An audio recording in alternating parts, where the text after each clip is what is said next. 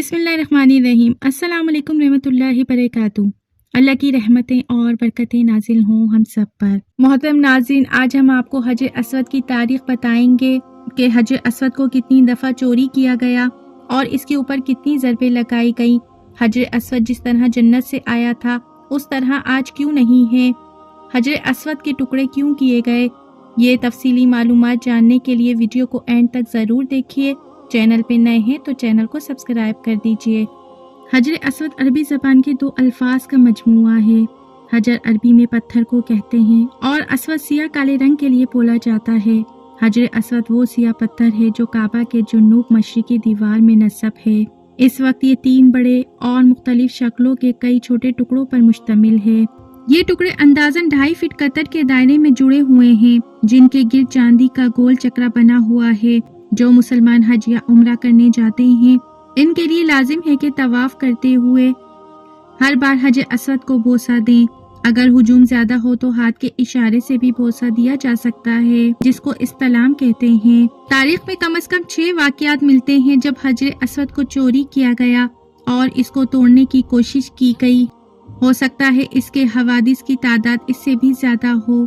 इस्लामी रिवायत के मुताबिक जब हजरत इब्राहिम अलैहिस्सलाम और इनके बेटे हजरत इस्माइल अलैहिस्सलाम खाने काबा की तामीर कर रहे थे तो हजरत जिब्राइल अलैहिस्सलाम ने ये पत्थर जन्नत से लाकर दिया था, जिसे हजरत इब्राहिम अलैहिस्सलाम ने अपने हाथों से दीवार काबा में नस्ब किया।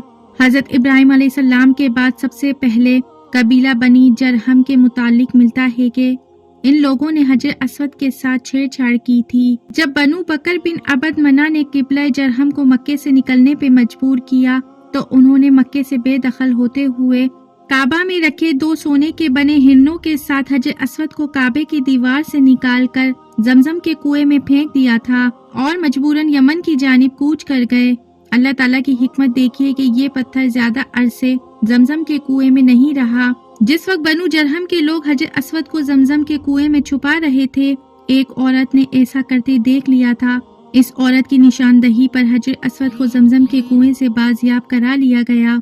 अबू ताहिर नामी शख्स के क़यादत में कुर्रा मातीन ने 313 हिजरी में मक्का मुकर्रमा का मुहासरा कर लिया और मस्जिदुल हराम जैसे मुकद्दस मुकाम पर तकरीबन 700 इंसानों को कत्ल किया और जमजम के कुएं को और मस्जिद हराम के अहते को इंसानी लाशों और खून से भर दिया।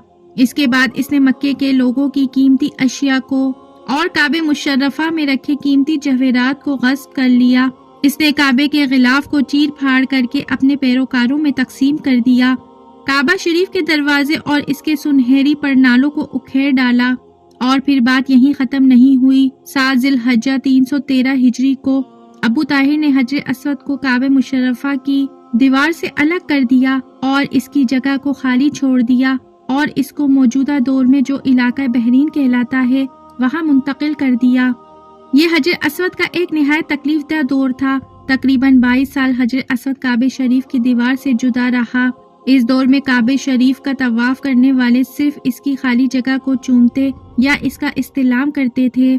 फिर अल्लाह सुब्हान व तआला की मईशत देखिए कि 22 साल बाद 10 ज़िलहज्जा 339 हिजरी को सब्ज़ बिन हसन, जिसका ताल्लुक भी करामातैन कबीले से ही था, इसने हजर असवद को आजाद करा लिया और वापस हजर असवद के असल मुकाम पर लगा दिया। इस वक्त एक मसला ये जरूर दरपेश आया था कि वाकई यही हजर असवद है या नहीं। तो इस वक्त मुसलमानों के एक दानिश्वर ने कहा वो इसको टेस्ट करके बता देगा कि यही हजर असवद है। इसको टेस्ट करके बता देगा कि यही असल हजर असवद है या नहीं, क्योंकि इसने इसके बारे में अहदीस का मुताला कर रखा था। इसने हजर असवद पर आग लगाई तो हजर असवद को आग नहीं लगी और ना ही वो गर्म हुआ।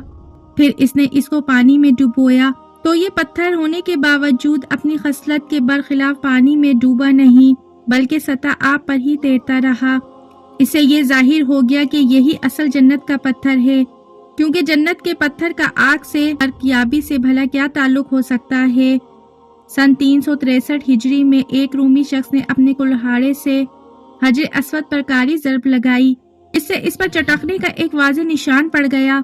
ने दूसरी शदीद ज़रब लगाने के लिए जैसे ही अपने कुल्हाड़े को उठाया, अल्लाह सुब्हान व तआला की मदद आ पहुंची और करीब ही मौजूद एक यमनी शख्स ने, जो इसकी ये घिनौनी हरकत को देख रहा था, چشم زدن میں اس نے اسے قتل کر ڈالا اور اس کی حجر اسود پر دوسری ضرب لگانے کی خواہش دل میں ہی رہ گئی۔ سن 413 ہجری میں فاطمید نے اپنے 6 پیروکاروں کو مکے بھیجا، جس میں سے ایک الحاکم العبیدی تھا، جو ایک مضبوط جسم کا مالک، سنہری بالوں والا، طویل قد و قامت والا انسان تھا۔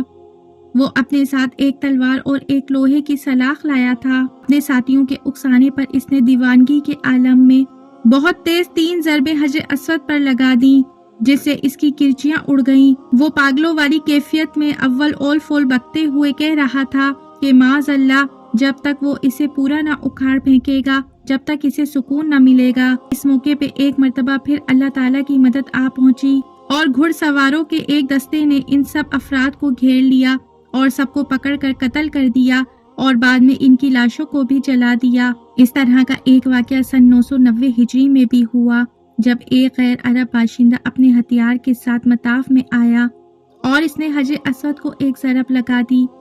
اس وقت ایک شہزادہ نصیر مطاف میں موجود تھا، جس نے اسے فوراً ہی قتل کر دیا۔ سن 1351 ہجری کے محرم کے مہینے میں ایک افغانی باشندہ مطاف میں آیا اور اس نے حجر اسود کا ایک ٹکڑا توڑ کر باہر نکال دیا اور کعبے کے غلاف کا ایک ٹکڑا چوری کر ڈالا۔ اس نے کعبے کی سیڑھیوں کو بھی نقصان پہنچایا۔ کعبہ شریف کے گرد کھڑے محافظوں نے اسے پکڑ لیا اور پھر اسے مناسب کارروائی کے بعد موت کی سزا دے دی گئی۔ اس کے بعد 28 ربیع الاول سن 1351 ہجری کو شاہ عبدالعزیز نے اس پتھر کو دوبارہ کعبہ شریف کی دیوار میں نصب کیا، جو اس کم عقل افغانی نے نکال باہر کیا تھا۔ حجر اسود اس وقت ایک مکمل پتھر کی صورت میں نہیں ہے، جیسا کہ یہ جنت سے اتارا گیا تھا، بلکہ حوادث زمانے نے اس معتبر پتھر کو، جس کو بوسہ دینے کے لیے اہل ایمان کے دل ہر وقت بے چین رہتے ہیں، 8 ٹکڑوں میں تبدیل کر دیا ہے۔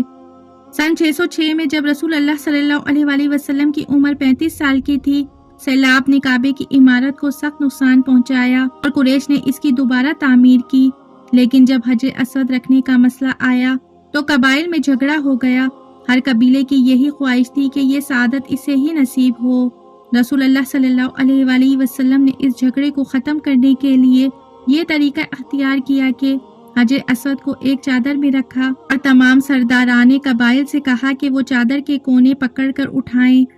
چنانچہ سب نے مل کر چادر کو اٹھایا اور چادر اس مقام پر پہنچی جہاں اس کو رکھا جانا تھا، تو آپ نے اپنے مبارک ہاتھوں سے اس کو دیوار کعبہ میں نصب کر دیا۔ سب سے پہلے عبداللہ بن زبیر نے حجر اسود پر چاندی چڑھوائی۔ 1278 میں سلطان عبدالحمید نے حجر اسود کو سونے میں مڑوایا۔ سن 1281 میں سلطان عبدالعزیز نے اسے چاندی سے مڑوایا۔ سن 696 میں جب حضرت عبداللہ بن زبیر خانہ کعبہ میں پناہ گزین ہوئے تو حجاج بن یوسف کی فوج نے کعبے پر پتھر برسائے اور پھر آگ لگا دی، جس سے حجر اسود کے 3 ٹکڑے ہو گئے۔ عباسی خلیفہ اور راضی باللہ کے عہد میں ایک کرامتی سردار ابو طاہر حجر اسود اٹھا کر لے گیا اور کافی عرصے بعد اس کو واپس کیا۔ تو ناظرین، یہ تھی حجر اسود کی تاریخ۔ اللہ تعالی ہم سب کو بھی مکہ مکرمہ کی زیارت نصیب فرمائے، ہمیں بھی حجر اسود چھونے اور چومنے کی توفیق عطا فرمائے، آمین۔ ناظرین، کمنٹ باکس میں آمین ضرور لکھیے۔ ویڈیو اچھی لگی ہے تو ویڈیو کو لائک، شیئر، سبسکرائب ضرور کیجیے، بیل آئیکن پہ ضرور کلک کیجیے تاکہ میری آنے والی ویڈیو کا نوٹیفیکیشن بر وقت آپ کو ملتا رہے۔ خوش رہیے، اپنا بہت سا خیال رکھیے۔ زندگی رہی تو پھر ملیں گے معلوماتی ویڈیو کے ساتھ۔ اللہ حافظ۔